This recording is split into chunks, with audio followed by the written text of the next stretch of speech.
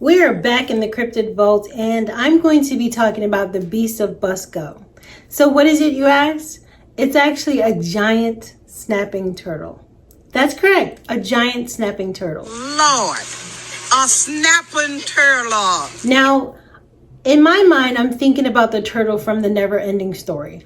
That's what I think of when I think of this thing. However, it has become a serious legend in Indiana. So let's take a trip now to Indiana and find out more about this crazy cryptid. Now, this famous cryptid of Indiana is also nicknamed Oscar. Hopefully it's not after Oscar the Grouch. I hope it's a nice snapping turtle, like a nice giant snapping turtle. So this beast is a giant alligator snapping turtle, so it's more fierce and ferocious. And it has been found in Churubusco, which is North Indiana. There were sightings since the late 1940s, and there was a particular story of a fisherman in 1948. Now, this discovery of this giant alligator snapping turtle actually caused other people to go out and seek it to try to find and capture this elusive animal. So the lake was actually drained in efforts to capture this giant snapping turtle, Oscar. However, their search efforts yielded nothing. They ended up empty-handed. But one thing did come from this creature. The tourism pretty much doubled for Indiana. People are trying to go there and visit and find out more about this incredible legend. And since then, Churubusco is actually now nicknamed Turtletown, USA. And each year they celebrate with the Turtle Day Festival. And as always, if you enjoy my video, please do like and subscribe, and also share this video so it can get out to others. Thank you so much for your support. Now, the biggest alligator snapping turtle was said to weigh 211 pounds. For a male. So that's the biggest that they've found. So could it be possible that the Beast of Busco actually really exists? Could the Beast of Busco be from prehistoric times or something that didn't quite evolve? The Beast of Busco is a legendary creature that is said to inhabit a small lake in Churubusco, Indiana. The story of the beast dates back to 1949 when a local farmer, Oscar Fulk, claimed to have seen a giant turtle in his farm pond. According to Fulk, the turtle was as big as a car and had a head the size of a football. He tried to catch it, but was unable to do so. Soon after, the news of a giant turtle spread, and the people started calling it the Beast of Busco. Over the next few years, several people claimed to have seen the creature in the lake. The sightings were often accompanied by stories of the turtle attacking dogs and even children.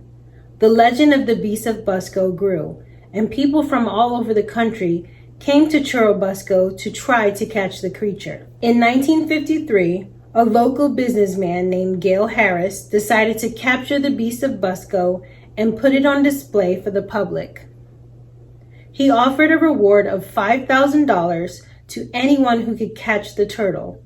Harris even hired a team of divers to search the lake for the beast. The search went on for several weeks, but the divers were unable to find the creature.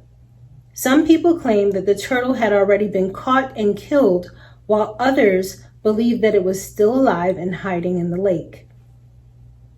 In the years that followed, the legend of the Beast of Busco continued to grow. Several more sightings were reported, but no one was ever able to capture the creature.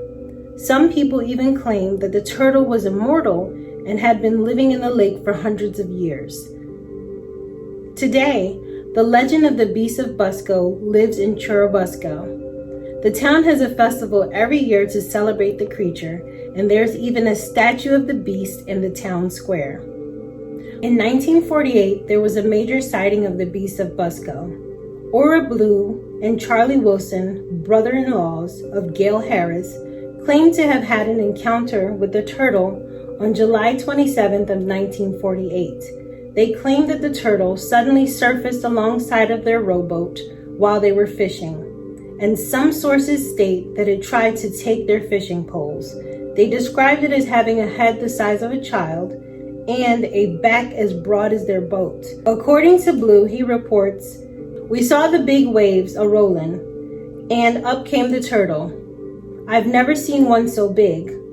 I saw that big head sticking up and the waves going away like a submarine." After hearing the story of the turtles from others, Gil Harris claimed to have finally seen it for himself in early autumn of 1948. Years afterwards, in 1971, Harris described sightings to folklorist John Anthony Gutowski. According to Harris, his attention was first drawn to the creature by the church minister with whom he was patching a roof. The minister pointed out that something was moving across the lake. He stated, "And I looked down there and seen this big head. It was just like a big head, and I said, oh, that must be something. I don't know what it is." The pair ignored it for the time being, but the next day Harris and the minister noticed the shape again, swimming in the opposite direction. It took a journey of a half a mile to reach the lake, by which the time shape has disappeared. So the two men went out on the water in a boat. So the two men got in the boat and they saw the creature again, and they said its back was as big as a dining table. But you be the judge. Is there a turtle that really exists that has a back as wide as a dining table and a head about the size of a football? While there is no scientific evidence to support the existence of the Beast of Busco, the legend continues to capture the imagination of people around the world. Whether it is a real creature or just may be a figment of people's imagination, the Beast of Busco will always be a part of Churubusco's history and folklore. So what is the Beast of Busco? Is it really a giant alligator snapping turtle? Is it something that has yet to be discovered, or something that we missed on the evolutionary chain? Let me know in the comment section what you think this is, or if you visited Indiana and heard of the legend yourself. Lastly, if you're ever in Indiana, make sure you look out for Oscar.